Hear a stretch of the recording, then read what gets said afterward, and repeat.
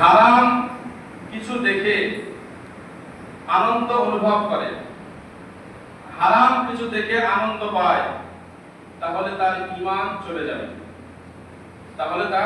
চলে যাবে, সে কাফের হয়ে যাবে।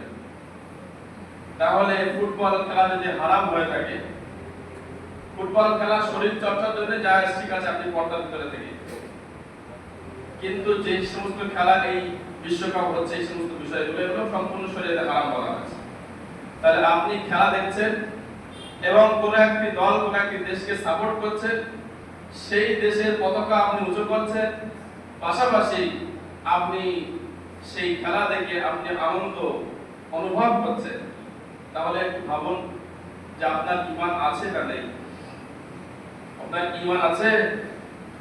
আবার আপনি অন্য কওম, অন্য জাতি, তাদের আপনি অনুসরণ করছেন, তাদের সাপোর্ট করছেন। এই বিষয়গুলো বলতে যে কিতাবের ভিতরে একটি ঘটনা লেখা আছে এরকম, যে এই ভারতবর্ষের জমিনের একটি ঘটনা। একজন পীর সাহেব তিনি দেখছেন যে তারা একটি মুরিদ ছিল, সেই তারার মুরিদ একদিন রাস্তা দিয়ে যাচ্ছেন। যে দিনে তিনি রাস্তা দিয়ে যাচ্ছেন সেই দিনটা ছিল হিন্দু ভাইদের হোলির দিন। সাধারণত হিন্দু ভাইরা হোলি খেলার দিনে কি করে? একে অপরের গায়ে রং মাখায় এবং এই রং মাখা নিয়ে তারা আনন্দ ফুর্তি করে। তো সেই ব্যক্তিটি, মুসলিম সেই ব্যক্তিটি যাচ্ছেন, যেতে যেতে দেখছেন রাস্তার ধারে একটি গাধা বাঁধা রয়েছে। সেই গাধাটি সম্ভবত হিন্দু সম্প্রদায়ের মানুষদের হবে। গাধাটি ঘাস খাচ্ছে। তো তিনি কি করলেন?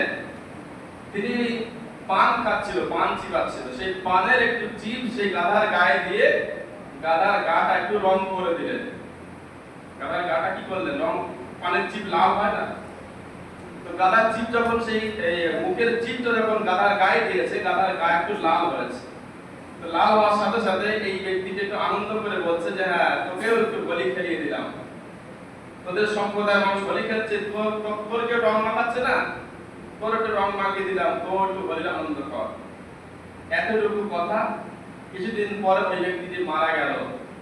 তার পীর সাহেব স্বপ্নে দেখছেন মুরিদকে যে তুমি কেমন আছো? মুরিদ বলছেন, হুজুর, খুব আযাব আর খুব গজবের ভিতরে আমার দিন কাটছে। কেন? তুমি আমার মুরিদ, তুমি এত ভালো মানুষ, তোমার কবরে আযাব হচ্ছে কেন? হুজুর বলবেন না, একদিন রাস্তা দিয়ে হাঁটতে হাঁটতে হোলির দিনে আমি এমন একটা কাজ করেছিলাম আর সেই কাজে আমি আনন্দ পেয়েছিলাম। আল্লাহ পাক রব্বুল আলামিন এই কাজটাতে আল্লাহ আমার উপর অসন্তুষ্ট হয়েছেন, সেই জন্য আমার কবরে আযাব হচ্ছে। প্যারা হাজিরিন, মান তাশাব্বাহা বিকওমিন ফাহুয়া মিনহু। যে কওমের সঙ্গে যার অনুকরণ থাকবে, অনুসরণ থাকবে, তার সঙ্গে তার হাসর নাসর হবে। আমি ব্রাজিলের সাপোর্টার, আমি আর্জেন্টিনার সাপোর্টার, আমি তাদের পতাকা উত্তোলন করে, তাদের খেলা দেখে তাদের আনন্দ অনুভব করছি। তারা একটাও আমার মুসলমান ভাই নয়, ইহুদি, খ্রিস্টান, নাসারা, তারা।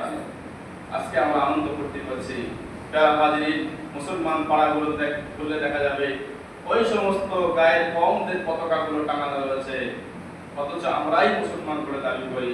প্যারা হাজিরিন, কালেমার পতাকা উত্তোলন করতে গিয়ে রাসূলের সাহাবাদের জীবন চলে গিয়েছিল, তারপরেও তারা কালেমার পতাকা মাটির সঙ্গে মিশতে দেয়নি। আর আজকে আমরা মুসলমান, সেই ঘরের মুসলমান হয়ে দাবি করি। আমাদের কালেমার পতাকা মাটির সঙ্গে মিশে যায়, আর ইহুদি নাসারাদের পতাকাগুলো আমাদের ঘরের চালের উপরে উঠতে থাকে। বড় আফসোস, বড় আফসোস, বড় আফসোস।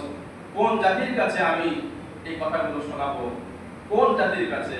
যে জাতি নিজেদের ইতিহাসগুলো পড়ে না, যে জাতি নিজেদের ইতিহাসগুলো পড়ে না, জানে না, বোঝে না, কাফেরদেরকে নিয়ে মাতামাতি করে, ইহুদি নাসারাদেরকে নিয়ে মাতামাতি করে, কাদের কাছে আমি কথা শোনাবো?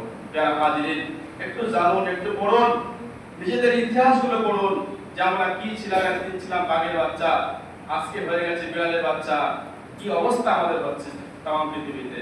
আর আজকে আমরা তাদেরকে নিয়ে নাচানাচি করছি, তাদের পতাকাগুলো ঘরের ছাদের উপরে নাচিয়ে টানিয়ে আমরা আনন্দ উৎফুল্ল হচ্ছি যে হ্যাঁ, আমি এদের সাপোর্টার।